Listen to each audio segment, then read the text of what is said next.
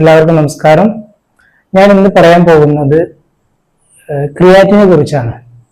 നമ്മൾ വളരെ അത്യാവശ്യമായിട്ട് മനസ്സിലാക്കേണ്ട കുറച്ച് കാര്യങ്ങളെ കുറിച്ചാണ്. നമ്മൾ പലപ്പോഴും ടെസ്റ്റ് ചെയ്യാറുണ്ട്, ഷുഗറും അതുപോലെ ക്രിയാറ്റിനും സ്ഥിരമായിട്ട് നോക്കുന്നവരാണ്. പക്ഷെ നമ്മൾ മനസ്സിലാക്കാത്ത കുറച്ച് കാര്യങ്ങൾ, പക്ഷെ നമ്മൾ പ്രധാനമായിട്ട് മനസ്സിലാക്കേണ്ട കാര്യങ്ങളെ കുറിച്ചാണ്. അപ്പൊ നമുക്കറിയാം, ക്രിയാറ്റിൻ കൂടിക്കഴിഞ്ഞാൽ കിഡ്നി പ്രശ്നമാണെന്നുള്ളത് നമുക്കറിയാം, എല്ലാവർക്കും അറിയുന്നതാണ്. പക്ഷെ നിങ്ങൾക്കറിയാത്ത 6 കാര്യങ്ങളെ കുറിച്ചാണ് ഞാൻ ഇന്ന് പറയാൻ പോകുന്നത്. അപ്പൊ ക്രിയാറ്റിൻ കൂടാനുള്ള ഒരു കാരണം കിഡ്നി പ്രശ്നമാണെന്നുള്ള എല്ലാവർക്കും അറിയാം.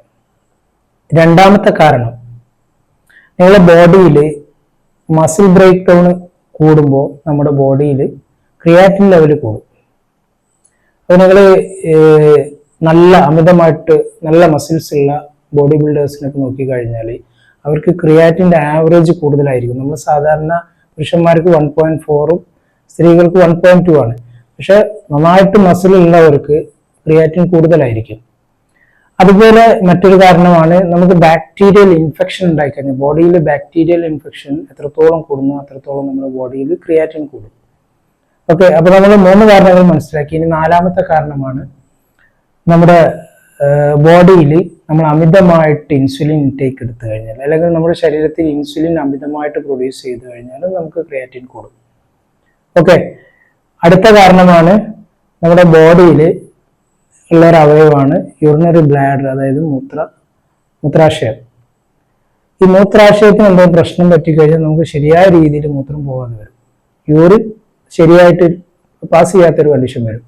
അതുപോലെ പുരുഷന്മാർക്കാണ് പ്രോസ്റ്റേറ്റ് എന്തെങ്കിലും പ്രശ്നം വന്നു കഴിഞ്ഞാൽ നമുക്ക് യൂറിൻ കൃത്യമായിട്ട് പോവാതെ വരും. അപ്പൊ ഇങ്ങനെ വന്നു കഴിഞ്ഞാലും ക്രിയാറ്റിൻ കൂടും. ഓക്കെ, അപ്പൊ ഇത്രയും കാരണങ്ങളിൽ ഒരു കാരണം മാത്രമാണ് കിഡ്നി പ്രശ്നം എന്നുള്ളത്. പക്ഷേ നമ്മൾ പലപ്പോഴും ക്രിയാറ്റിൻ കൂടുമ്പോഴേക്കും കിഡ്നി പ്രശ്നമാണെന്ന് വിലയിരുത്തി തെറ്റായ ഡയഗ്നോസിലേക്ക് എത്തുകയും നമ്മൾ പിന്നീട് മരുന്നുകൾ സ്റ്റാർട്ട് ചെയ്യുകയും ചെയ്യാം.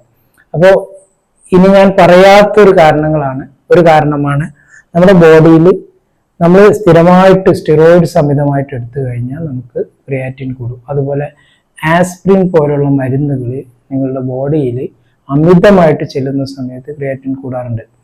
അപ്പൊ നമ്മൾ തെറ്റായ ഡയഗ്നോസിസിലേക്ക് എത്തി നമ്മൾ ഈ കിഡ്നിയുടെയും അതുപോലെ ഡയബറ്റീസിൻ്റെയും പ്രഷറിൻ്റെയും മരുന്നുകൾ നമ്മൾ സ്റ്റാർട്ട് ചെയ്ത് കഴിഞ്ഞാൽ നമുക്ക് കിഡ്നിക്ക് ലോഡ് കൂടും. അപ്പോൾ അങ്ങനെയും കിഡ്നി പ്രശ്നമായിട്ട് നമുക്ക് ക്രിയാറ്റിൻ കൂടാനുള്ള സാധ്യതയുണ്ട്. അപ്പോൾ ഇത്രയും കാരണങ്ങളിൽ ഒരു കാരണം മാത്രമാണ് കിഡ്നി പ്രശ്നം എന്നുള്ളത്. മറ്റുള്ള കാരണങ്ങളെ കൊണ്ട് കിഡ്നി പ്രശ്നങ്ങളാവുന്നതാണ്. അപ്പം നമ്മൾ തുടക്കത്തിലെ ശ്രദ്ധിച്ചു കഴിഞ്ഞാൽ നമുക്ക് ഇത്തരം പ്രശ്നങ്ങൾ വരാതെ നോക്കാൻ കഴിയും. ഓക്കെ.